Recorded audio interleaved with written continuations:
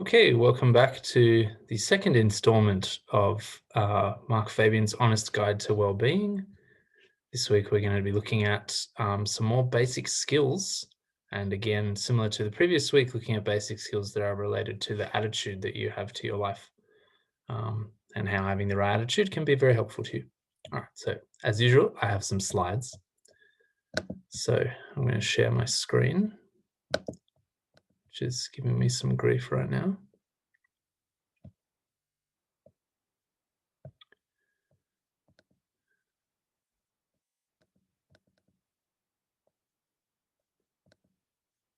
Okay, here we go. Expand that. Slideshow mode. Not sure why it's so slow.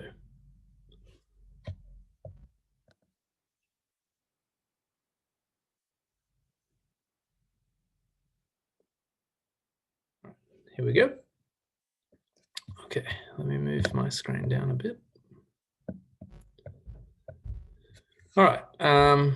Okay, so this week the topics are via negativa, fallibilism, and humility. This is, as I said, the second part in an honest guide to wellbeing. You can find the first part in the description to this video.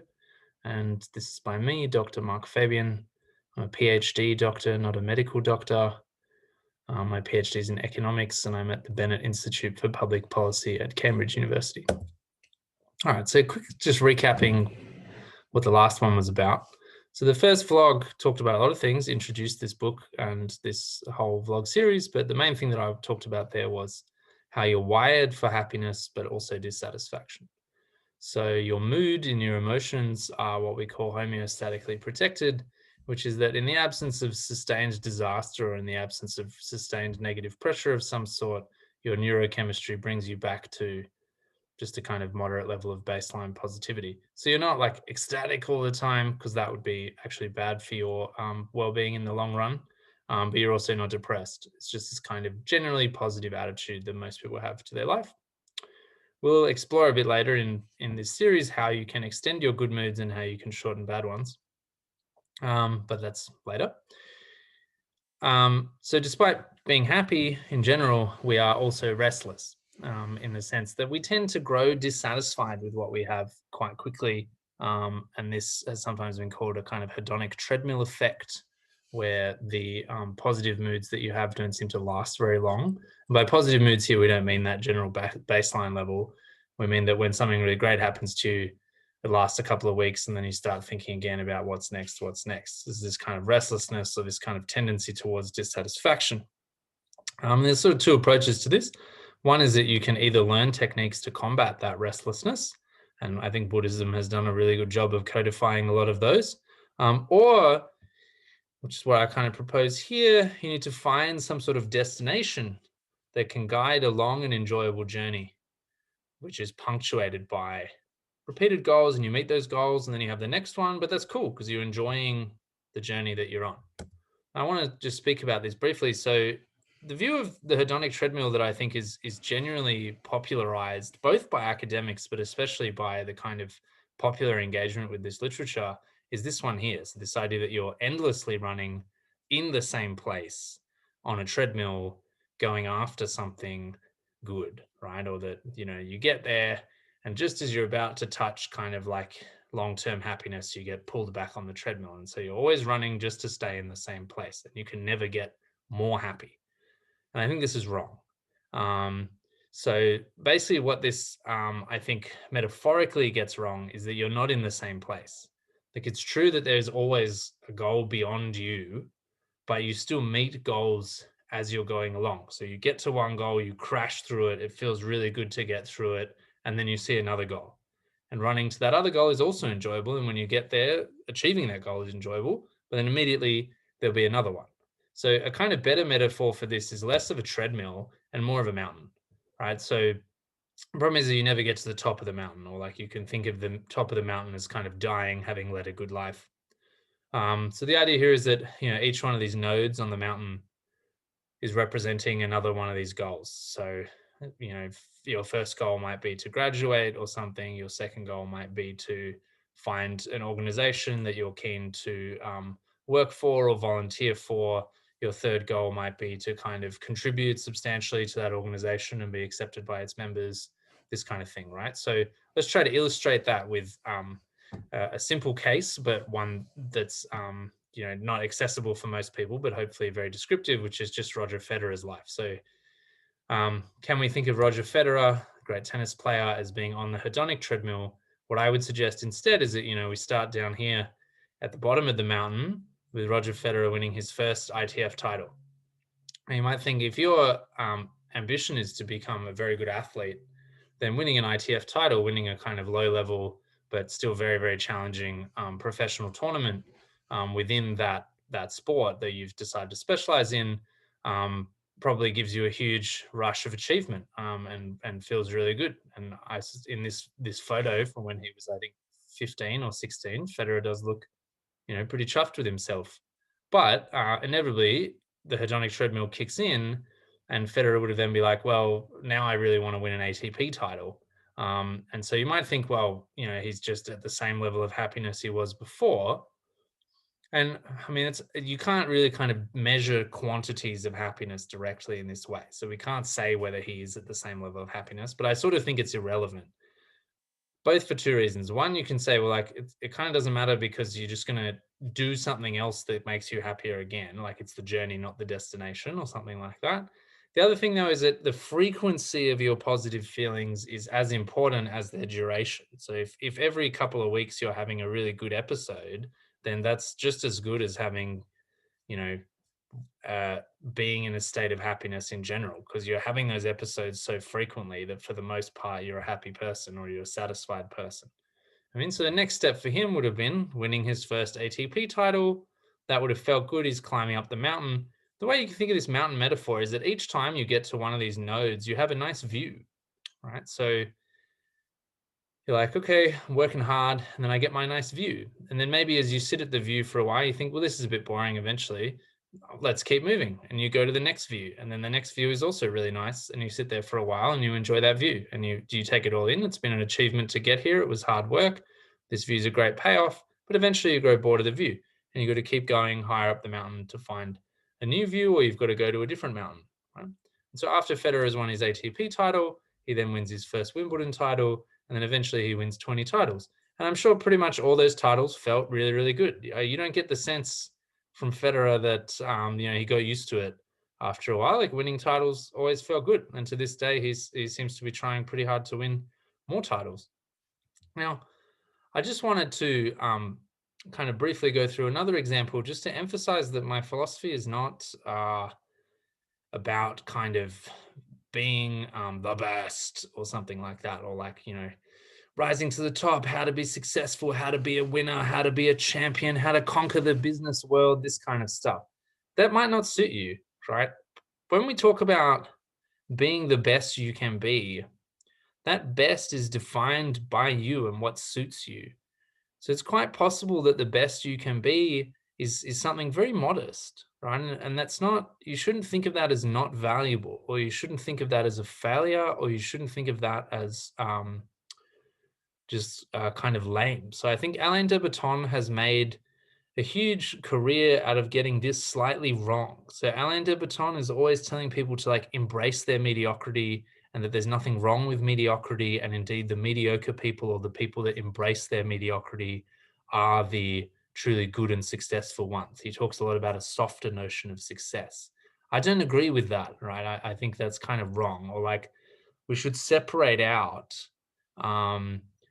ambition and ambition to be really great from just kind of achieving your potential. And when we think about potential, we shouldn't think of it in terms of like, oh, well, you could have been an astronaut, or you could have been I don't know, like a philosopher king or something, or a great musician or some shit.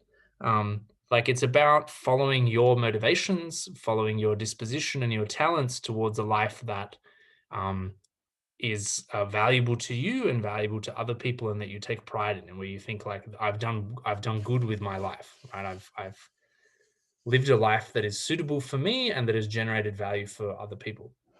And in some cases, that might be because you're pushing the limits of your professional field, and people love watching you, or people love digesting your contribution. But it might also be just that you're like a really dependable person within the family, and that's it. Like, and otherwise you're very modest, but people really appreciate that they can rely on you, and you take great pride in the fact that you're a very reliable individual.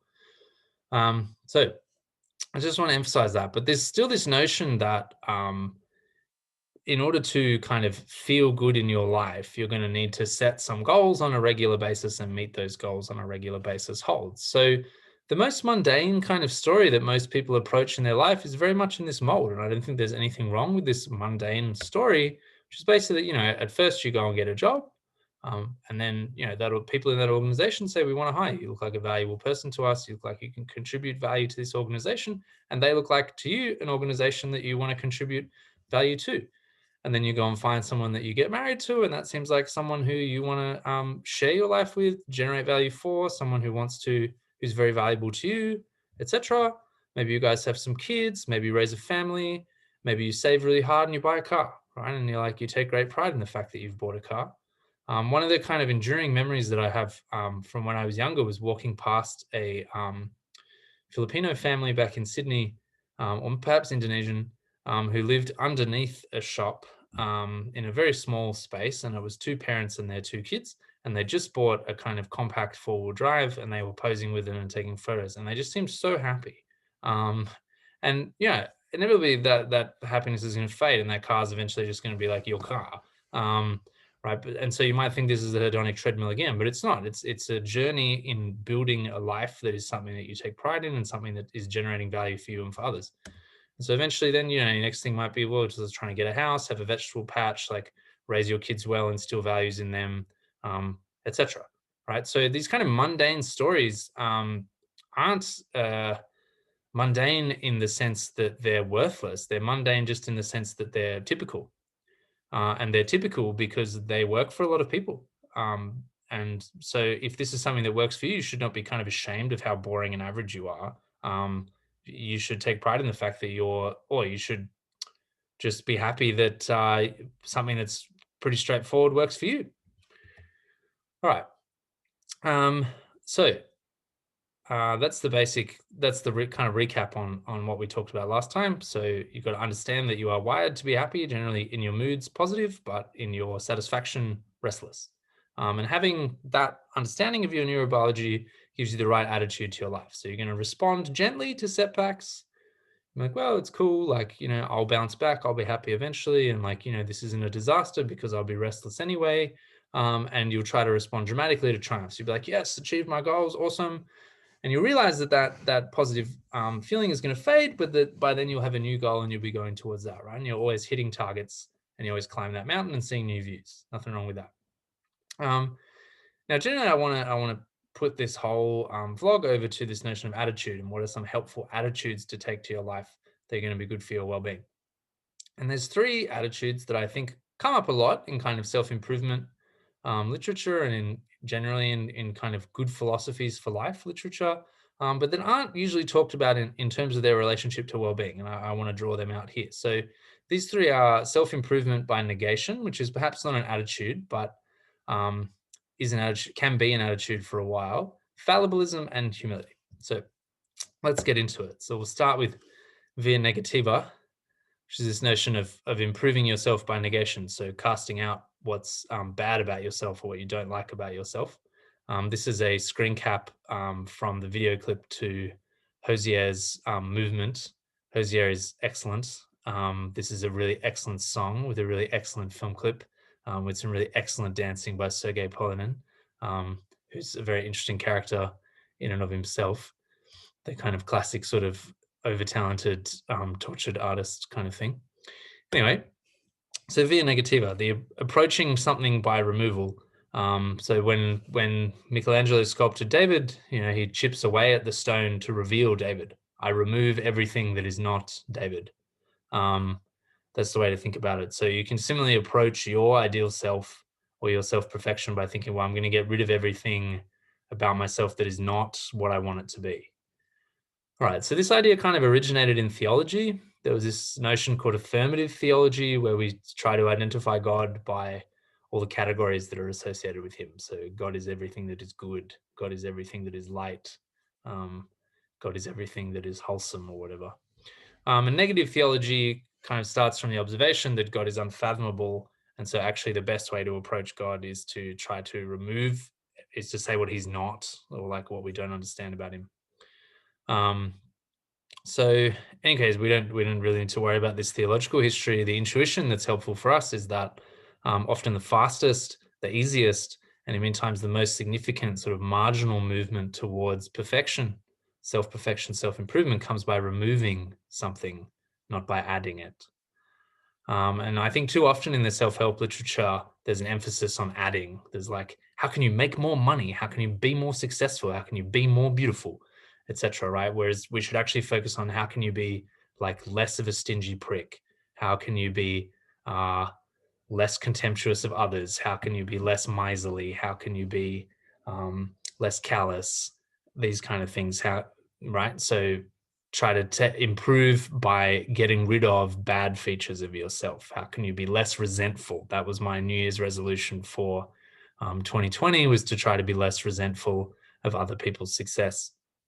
One of the main advantages of Via Negativa as an approach to self-improvement is that it's typically easier to identify what is bad than it is to identify what you should be. So particularly when you're young and you don't really know kind of what your role models are, where you want to go, what you think is valuable, what you think would be meaningful, what you think will work.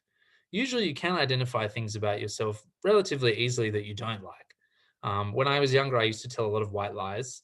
And that often got me in trouble, and I just found myself kind of trapped in a web of lies that I'd structured. And they're all kind of trivial and benign. Like, I don't think anyone would really resent me for any of these lies that I told. But it just made me kind of feel shit that I felt this weird need to tell these lies. And I stopped kind of needing to tell them once I had more about myself to talk about and more things that I was proud of. But in any case, it was also easy to concurrently just get myself to stop this bad habit. And there are a lot of similarly bad habits that people have that they don't like, that they notice that they don't like. Focus on those things. Get rid of those things. Okay. Now, this notion of Via Negativa is actually backed up by a fairly large body of empirical research that wasn't directed at Via Negativa. It was directed at something quite different. But this notion is, I think, inherent in it. So there's a body of theory in psychology that I'll return to a lot through the kind of middle part of the course, called self-discrepancy theory, which started in the late 80s by Higgins, whose first name I'm forgetting. But anyway, there's been a lot of research on it since then. The basic idea about self-discrepancy theory is that you have these three self-constructs: your actual self, your ideal self, and your ought self, and you should try to harmonize them over your life. So your actual self is who you are right now, your ideal self is who you would like to be, and your ought self is who you feel you have a responsibility to be.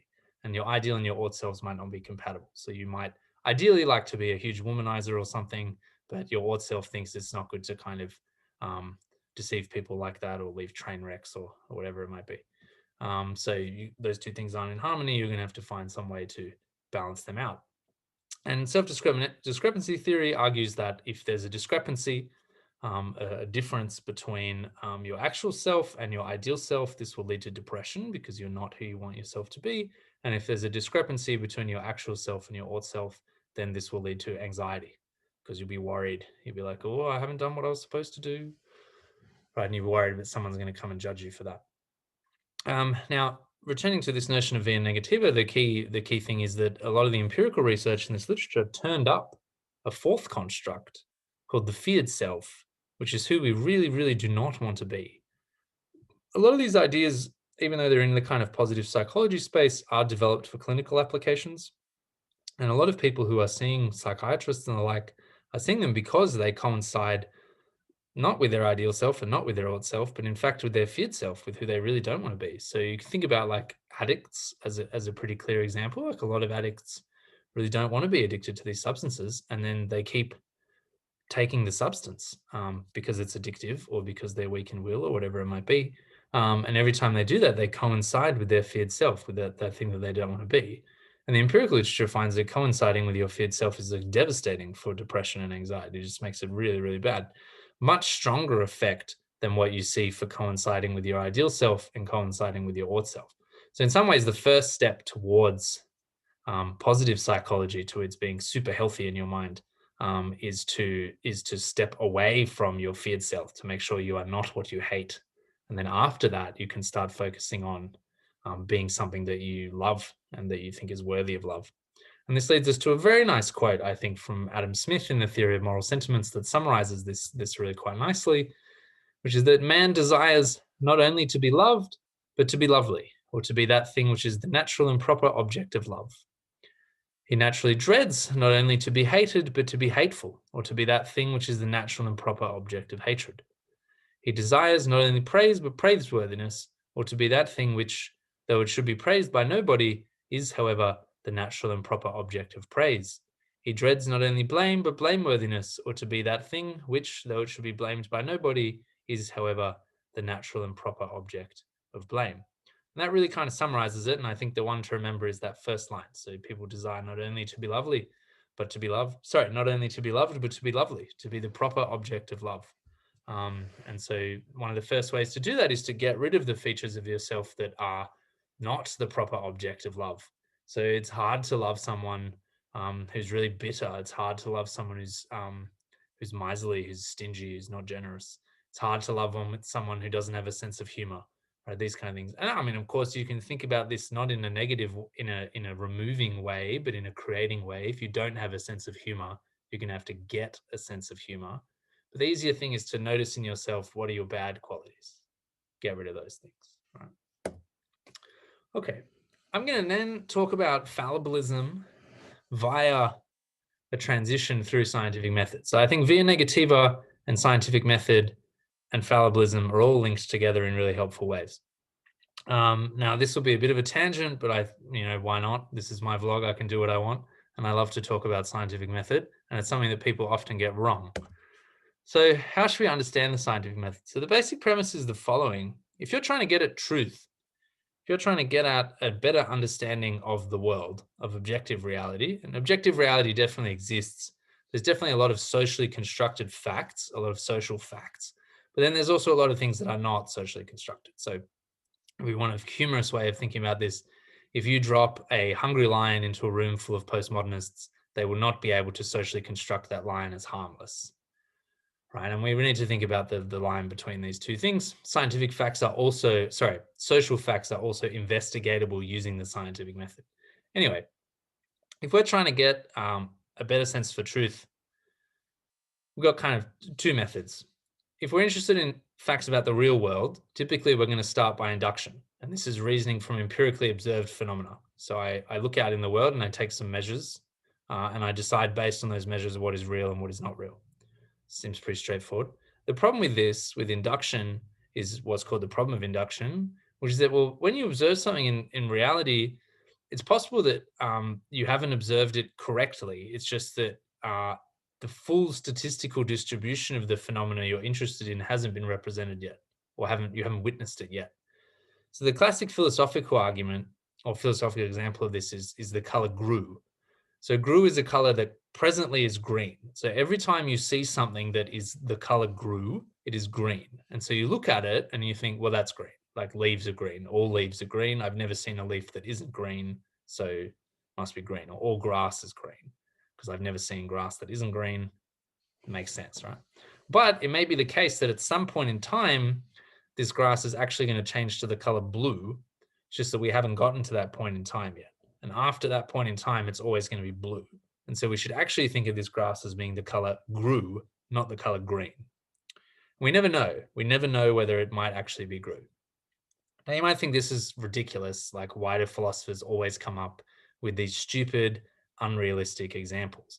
And I'm very sympathetic to that. That was one of the reasons why I left philosophy, is because they always come up with these fanciful hypotheticals that are ridiculous. But in this case, there are some very good real-world examples of the problem of induction, and perhaps the most famous one is black swans. So I've relocated from Australia to Europe recently, and one thing you notice in Europe is that all the swans are white. And just here in Cambridge, where we live, there are a lot of swans, and we go around and we go, oh, they're so beautiful. Big, white, majestic, gorgeous. They currently seem to be in mating season and they're very aggressive, so they're not so nice right now. But anyway, they're a very aesthetically pleasing bird, and they're always white. The young ones aren't quite white. They're sort of gray and fluffy, but they turn white by the time they get to adulthood. Now, for hundreds of years, all the European philosophers were like, well, all I've ever seen is a white swan for centuries. So they went, well, all swans must be white. That's a pretty normal empirical induction. But then they went on down to Australia and they noticed the bird that looks, for all intents and purposes, just like a European swan, except guess what? It's black. And so all of a sudden, the grue thing is a real life thing. You think, oh, well, it's green. I've never seen anything but a green one. Turns out it's blue. So here in this case, you'd say all swans are white. That's an empirical induction. It seems reasonable, but actually it turns out that some swans are white and some swans are black. Okay, so that's the problem of induction. Now, the problem with induction, of course, is you never know whether you've seen the whole statistical distribution. So you can't get a truth claim, a true proposition. So you might instead think, well, what about deduction? Let's just use things using logic, using math. Math is provable. Math is great. Some people would say the even dumber thing, which is that math is science, which is completely wrong. But anyway, we'll explain why in a moment. So the problem with deduction, of using logic to arrive at an argument, like everything with 4 legs is a cat, Bill has 4 legs, therefore Bill is a cat, right? That's a deductive statement. The problem with this is that when you do deduction, you either have to start from an assumption. So you have to say something like, right, assume that there is a set that's empty, and then assume that there is a set that is not empty, right? And that's how we start the real number system, from 0 and 1, the empty set and the not empty set. You can start from an assumption like that, but then you haven't started from the real world, right? Because there is no empty set in the real world. There is nothing empty.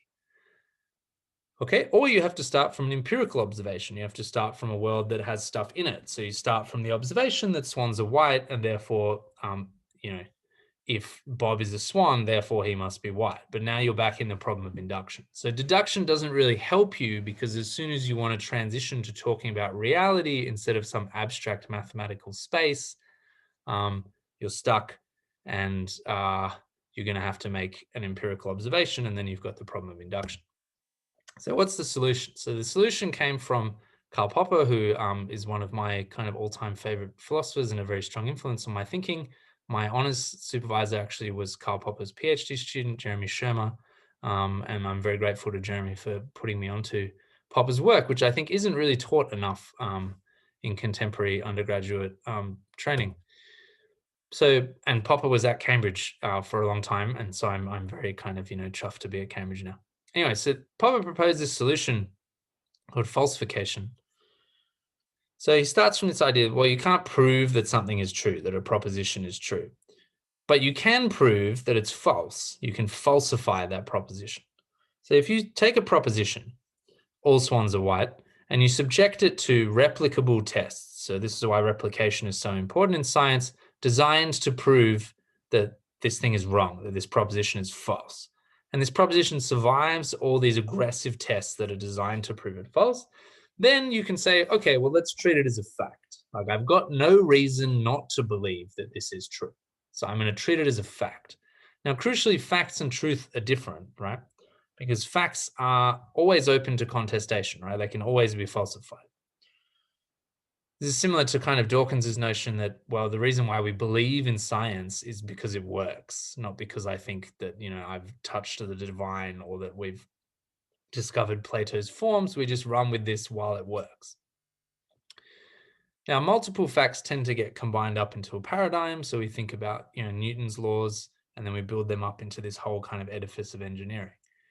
And then you can get a paradigm shift occasionally, where the weight of evidence falsifying certain key principles gets so heavy that we have to get rid of the paradigm. Often we can't get rid of the paradigm until someone has proposed something alternative that achieves or more or less the same ends. I think we're going through a similar transition with this right now when we look at GDP and kind of trying to move to a slightly more well-being sensitive measure of human progress. All right, so now we come to fallibilism, which is the attitude that is helpful to your well-being. And so the fallibilism is basically this attitude that I might be wrong. Now, if you're a scientist or if you're someone who subscribes to the scientific method, then you must necessarily be fallibilist, because you might always be wrong, right? You've just got facts. You don't have truth. You're not certain. Maybe you just haven't seen the distribution. Maybe you haven't designed the theory well. Maybe there are certain phenomena that your theory makes inferences about that turns out not to work, which means there's something missing from your theory. This is what happened with quantum mechanics and Newton's laws, the most famous paradigm shift in history. And so, anyway, so fallibilism is something that is quite helpful in life, not just in science. So let's think about some of the things that it does for you. So it makes you open to new information. If you could be wrong, then you're always open to someone explaining to you why it is that you're wrong. And equally, when you get that new information, if you've reasoned through why you hold particular opinions, then when that information comes in, if the information is wrong, if the new information is wrong, you can explain to it why it's wrong. You I know this doesn't work. It's not logical. It doesn't fit in this way. It's falsified by this, etc. Right? Okay, so it makes you open to new information. And that makes you comfortable with ambiguity and incomplete answers. Now, ambiguity is a theme that I will return to a lot in the tail end of the middle and third parts of this vlog, so many months from now. But ambiguity is absolutely something that humans are very, very uncomfortable with, but that is critical for surviving in a kind of secular age. Most humans need some belief that they have something that's true, which is why humans can be so ideological, so dogmatic, and so aggressive about their tightly held opinions, right? Peterson has this very nice quote, like when you start poking people in their axioms, they tend to get very aggressive, very defensive very quickly. Right? But if you have this fallibilist attitude, you can cop that. You can like, well, I don't know everything. There's plenty of information that I still don't have. I can't answer these questions. I don't even have a basis for facts because I don't have a theory that I can subject to tests. So like the theory of God, for example, as a solution to many problems, like how are we conscious, for example, maybe you could say, oh, God gave us consciousness or whatever, but you can't test that in any kind of effective way. And so you can't falsify it. So the only kind of claims that are permissible in science that are knowledge claims are claims that are falsifiable. If I don't have a falsifiable claim, if I don't have something that I can test, then I just have to be comfortable with the fact that I don't know. And I just say that, well, I don't know. And having that kind of attitude, I think, is really healthy. It means that you just become a bit weightless, right? Things don't bother you quite as much. Makes you go for new information, but not in a way where you're kind of desperate for it. Additional benefits of fallibilism, it makes you receptive to alternate opinions, right? Because you'd be like, well, maybe there's something wrong with my logic, or maybe there's some facts I haven't considered yet. And then someone comes along with those facts, you're receptive to that alternate opinion, you can have a debate with them, right? Often those new opinions bring insights that you hadn't considered. And more generally, just being open to debate like that and very kind of not defensive and dogmatic about it just means you're a much more pleasant person. Like people enjoy hanging out with you. They know that they can come and test opinions with you and you won't jump down their throat. Makes you less judgmental. Makes you look for evidence, which is very helpful to stop people from conning you, stop people from trying to pull the wood over your eyes. And related to that, it makes you less ideological and less dogmatic, which I think, again, just makes you a kind of more pleasant person to hang around with, especially for people who disagree with you. And often it's people that disagree with you that you get the most value from because they bring new perspectives into your life. So fallibilism, generally very helpful. All right, now we turn to the final attitude that I want to discuss today, which is humility. And I'm going to introduce this with, I think, this very nice quote from C.S. Lewis, who wrote the Chronicles of Narnia. The most famous book of that is The Lion, the Witch, and the Wardrobe, which you may have read or watched the movie or kind of heard about, reminiscent from your childhood. Anyway, C.S. Lewis, a big Christian, I might add. So humility is not thinking less of yourself, it is thinking of yourself less. And I think this is a very good attitude. But the first part, humility is not thinking less of yourself. Thinking less of yourself is a very bad attitude. All right, so let's try to tease these things apart. So what do I mean by humility? So first off, the ascetic version of humility, so the kind of religious or spiritual version that's particularly prominent in Christianity and Buddhism, I think is not quite right. It doesn't seem healthy to me. So this notion is about self-abnegation, right? It's like, oh, I'm not worthy, I'm not good enough, I'm a sinner, or like, I'm crippled by desire, I'm a flawed being, something like this. The objective of these kind of ascetic ideals is always to negate the self, to try to come closer to nirvana or come closer to God, or trying to expurgate yourself of sins or something like that. And I don't think this is particularly helpful. I won't really go into why. I could start quoting Nietzsche and all his arguments against this sort of thing, but it'd just be a bit toxic. I think basically I'd rather say a positive statement, which is that my philosophy is mostly about thickening the self and embracing life. That said, I think there's a lot of really good stuff to get, particularly out of the Buddhist teachings on self-abnegation and controlling your mind and these kind of things. And we'll cover those a bit when we talk about meditation later. Now, there's quite a large psychological literature on humility that I also think is a bit naff. So this literature defines humility using the following 5 variables. So it says that a humble person has a secure and accepting identity. That identity is free from distortion. They're open to new information. They have an other focus, and they have egalitarian beliefs. Now, I find this really weird because it goes against kind of common parlance. So common parlance here we have from the Oxford Dictionary. Humility is the quality of having a modest or low view of one's importance. And synonyms are modest, meek, humble, and unassertive. Now, I generally think psychology does a bad thing when it redefines terms away from the kind of colloquial understanding. I think this has been a total disaster in sociology, particularly where words like discrimination and prejudice have been redefined away from common usage. And then people with the kind of expert opinion use that to cudgel people who use the colloquial opinion, and that just leads to a lot of conflict and division. And here I think as well, it's hard to sort of understand humility if it's defined in this way, that I don't think bears particularly much resemblance to the everyday meaning of the word. So that's one problem I have with this definition. I don't think this definition corresponds particularly well to C.S. Lewis's view either, which I think is a reasonably well accepted alternate definition of humility among the public. So people that don't like this kind of Oxford Dictionary definition, which is the one coming out of religion, might still endorse something like C.S. Lewis's definition. But this definition here from psychology, I think is kind of well beyond anything that you come across in the public.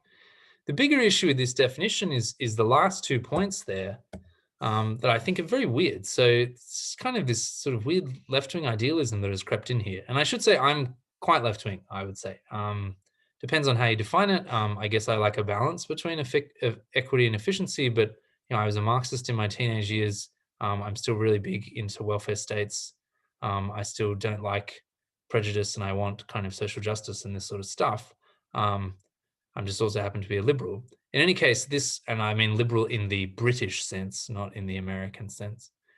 Anyway, there's this kind of tinge of sort of some idealism in this definition that doesn't sit well with me at all.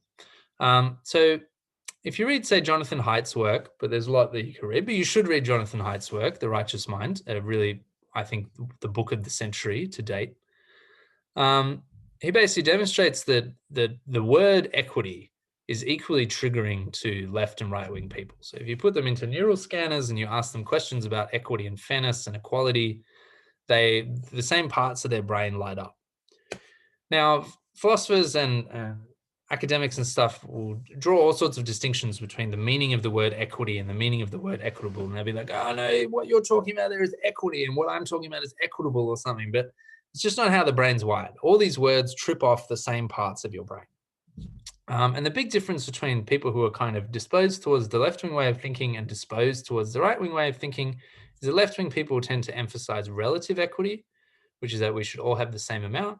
And right-wing people tend to emphasize proportional equity, which is that you should get out what you put in. So if there's 10 of us and we're all working on a project and I do 90% of the work, then I should get 90% of the reward. That's the idea. And that seems bad from a relative equity point of view, because then I will have 9 times as much stuff as the other people. Right? So what relative equity would say is that the 10 of us worked on the project, we should each get 1/10 of the project. And you can see how these things often come into conflict, right? So if you think about unemployment insurance, proportional equity would say, well, these people haven't done any work, so they don't deserve any of the collective pie. Whereas relative equity would say, well, we all have some right to the collective pie, and we need to help out people who are in a tough spot. And often we can, muddle through these different instinctive ideas. But I think in the case of this humility definition, that requires a very sensitive survey. So if you're trying to assess whether someone has egalitarian beliefs, and you pick up someone who has a very strong emphasis on proportional equity, like some libertarians, for example, then you might get the result from your survey that this person doesn't care about egalitarianism, but actually they do. They just care about a definition of egalitarianism that isn't one that you share.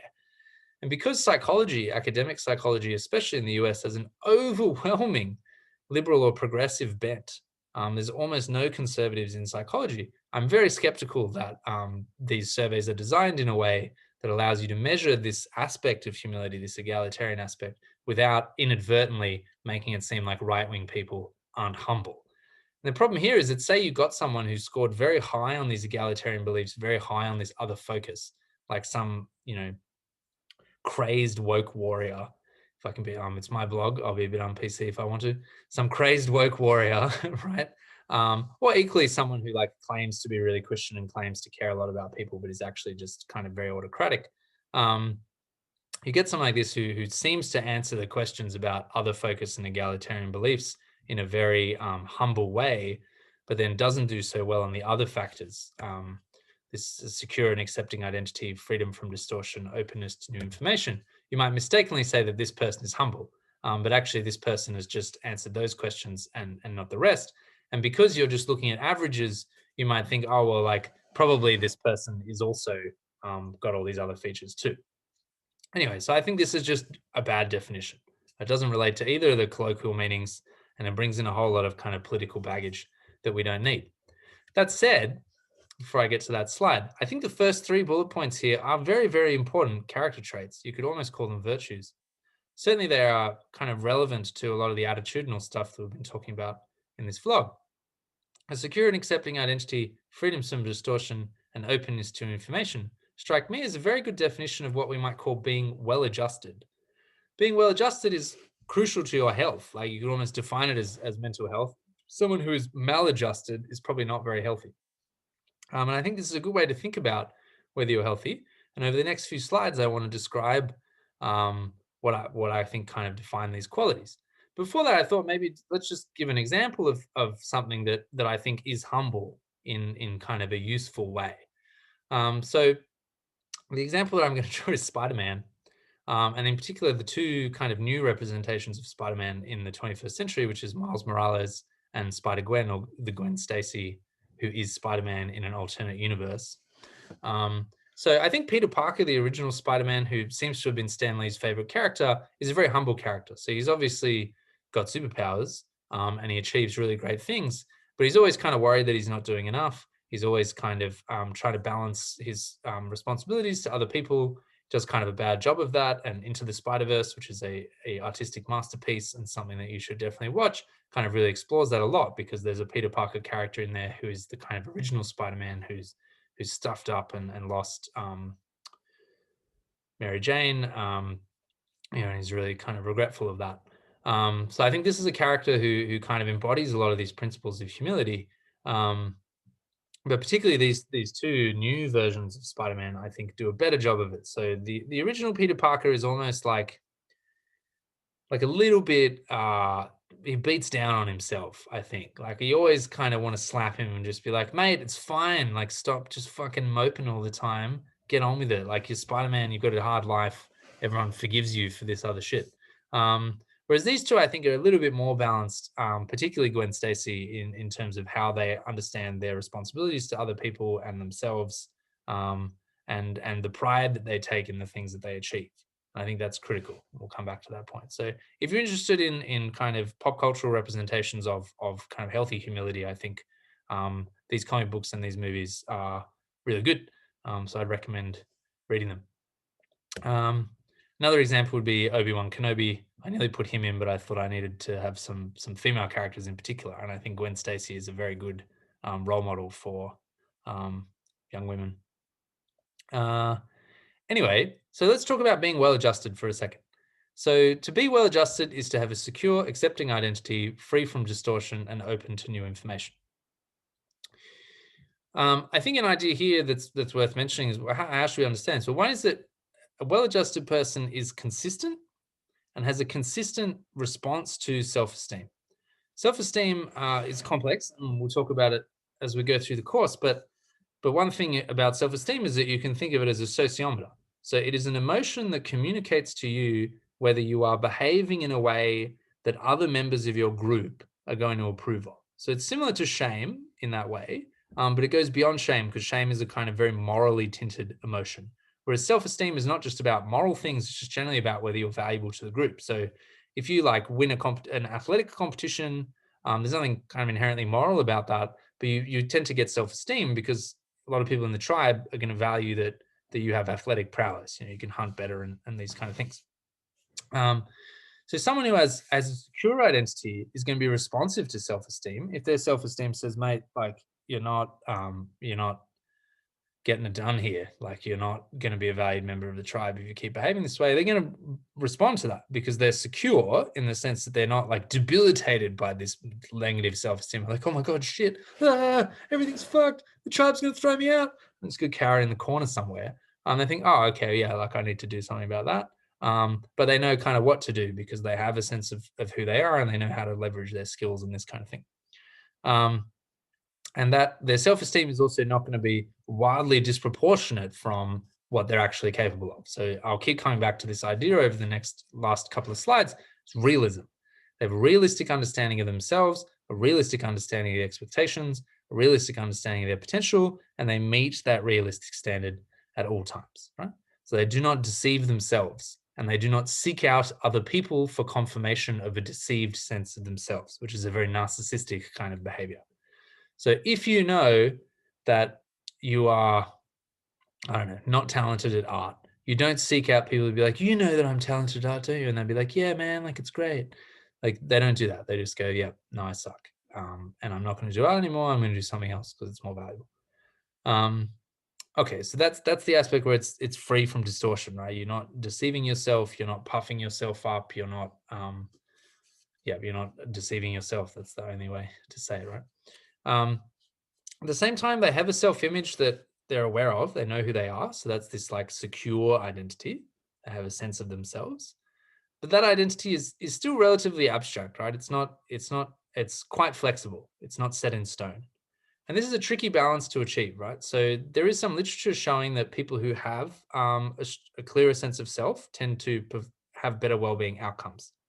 But if you have a very strict sense of self, you're like, I am these kind of things, then if some evidence emerges that you are not in fact those things, it can be highly destabilizing. So let's take a simple example. If I think of myself as an Olympic athlete, this is much more specific, much more set in stone than me thinking of myself as a high-level athlete or a good athlete or just athletic. Because if I just think of myself as athletic, then when I, as a very, very good athlete, failed to qualify for the Olympics, but I was in the running, right? I tried. I came close enough to be admitted into the pool, but I failed to qualify for the Olympics. If my identity is I'm an Olympic athlete, I might be devastated here. I'm like, oh, holy shit, I'm not the person I thought I was. What is my identity? Who am I? It's all out the window. Whereas if you're thinking to yourself, well, I'm just like a very good athlete, and I don't quite qualify for the Olympics, you'd be like, well, I'm still a very good athlete. I'm still here. Yeah. So that level of abstraction is important. Some level of abstraction, some level of flexibility. But of course, if you go too far in that direction, then you won't have any clear sense of self because it's going to be too general. So we need to have a balance between those two things. I think that's what you have in a secure and accepting identity. That speaks to that point. Another key thing here is you're going to have self-compassion. So you don't hate yourself for things that you can't change. You appreciate what it is that you are actually responsible for and you take ownership of those things, but you don't beat yourself up for things that you're not responsible for. So that was kind of something that I think the original Spider-Man, Peter Parker, was a bit bad on. Like he'd often feel bad for things that really he had no control over. At the same time, someone who's well-adjusted is not soft on themselves, right? If they've stuffed up, they own it. Right? And they're like, okay, I really got that wrong. And I'm going to need to work hard to rectify that situation and make up for it so that I can return to being the person that I believe myself to be. So related to this, you take responsibility for your mistakes and you don't steal credit for other people's work. Right? Okay. So let's return to that notion from C.S. Lewis that I kind of kicked off with, because I think that's really what I want people to take away from the notion of humility. So it's not about thinking less of yourself. It's about thinking of yourself less. Okay, so the key thing here again is realism, right? You think about yourself exactly as you are, right? So, I'm cool, good, I know who I am, whatever, and that's it. I don't continue to dwell on myself in a kind of self-absorbed fashion.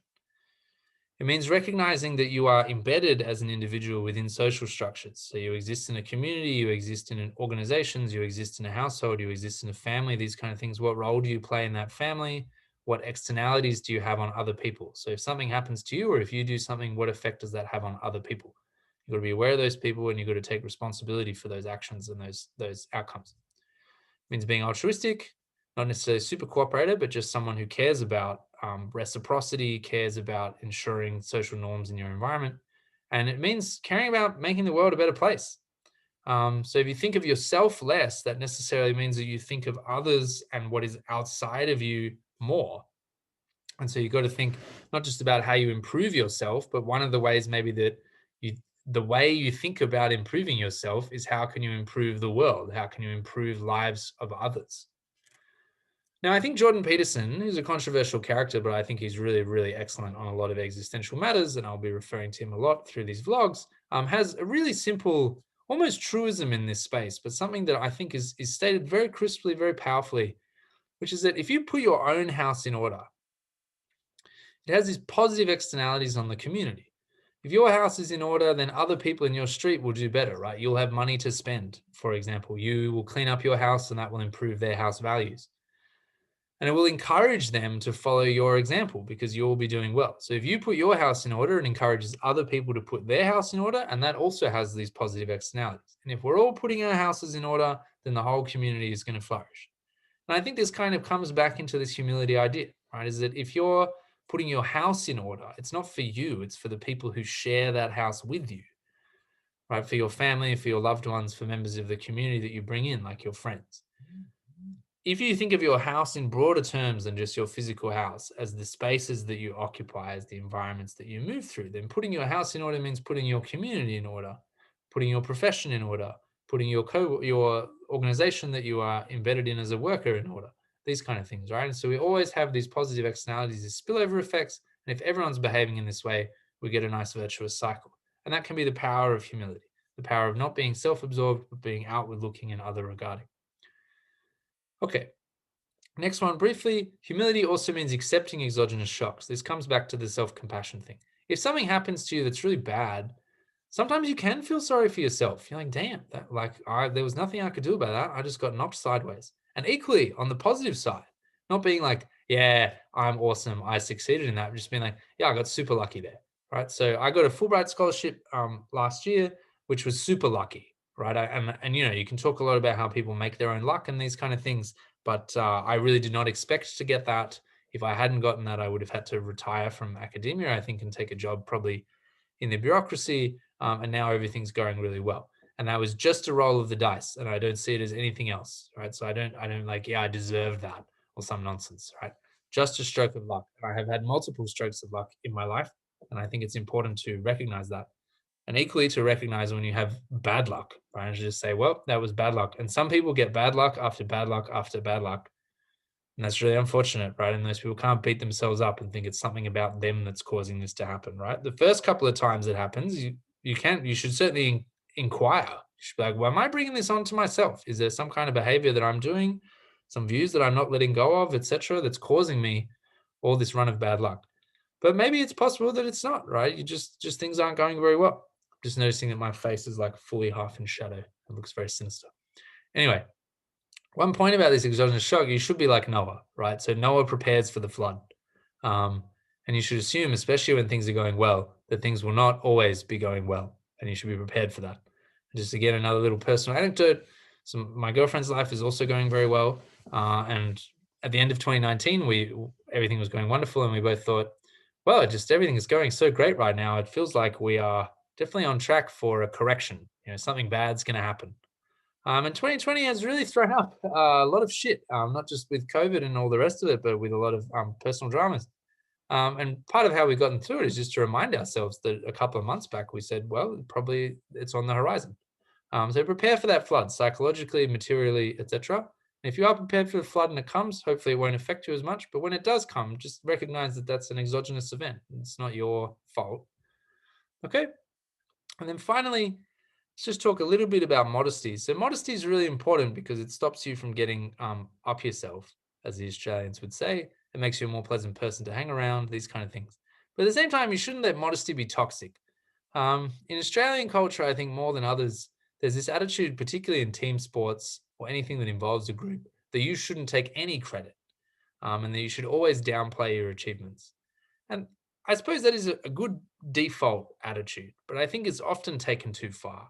I think about athletes who are playing in team sports, but just carry the team. Like everyone would admit that that team won that game because of this one athlete, because they kicked 440 goals that game, because they just outplayed everyone, right? And then that person's interviewed after the game and they're like, oh, I couldn't have done it without the boys, like this kind of stuff, right? And that's bullshit. And those people get worshipped by the peoples. But the reason why I say this is a toxic sentiment when it's taken this far is because what's going on there is that other people are trying to take credit for something you did. Right? You shouldn't let them do that. Okay? Take credit where it's due. Don't take too much credit. And when you take credit, make sure you acknowledge all the credit that other people deserve. Right? That's the key thing with the team effort, to recognize that we all did our bit and that the end result, the group result, was greater than the sum of its parts. Right? And that way we can all celebrate our own little things and be proud of our contribution, but also be proud of the team's contribution. And that's the right attitude for modesty. All right. I want to leave you with this still from the end of Nausicaa of the Valley of the Wind, which is my favorite film of all time, by Hayao Miyazaki. Nausicaa, I think, is the kind of ultimate hero for the 21st century and for the kind of big kind of psychic awakening that I think is happening at the moment, this kind of huge shift that we're going through from kind of, I guess, pre-World War II, the way we used to make sense of our world, to what I'm going to call meta-modernity, and which I'll talk about later, where we, instead of sort of looking for values out in the universe and trying to receive it from God or something like that, we instead create our values. And it's not so important for the context of this seminar. The context of this vlog is humility and attitudes and stuff. And I think Nausicaa is a very excellent representation of someone who embodies modesty of the kind I've been talking about, humility of the kind I've been talking about, and self-compassion and all these kind of values, right? So Nausicaa is an incredibly effective person. She achieves great things in this movie, which is a really beautiful movie that you should all watch, along with Miyazaki's other films. And she's always very just kind of humble and modest about it. And she kind of takes credit where it's due, and people give her credit where it's due, but it's all very kind of restrained and respectful of greater forces. So I think if you're looking for an example, then this is it. All right, I'm going to stop there. I hope this was interesting. I've been talking again for nearly an hour. I'm very long-winded. Thanks for being with me, and I'll see you next time. Let me stop sharing my screen and stop the recording.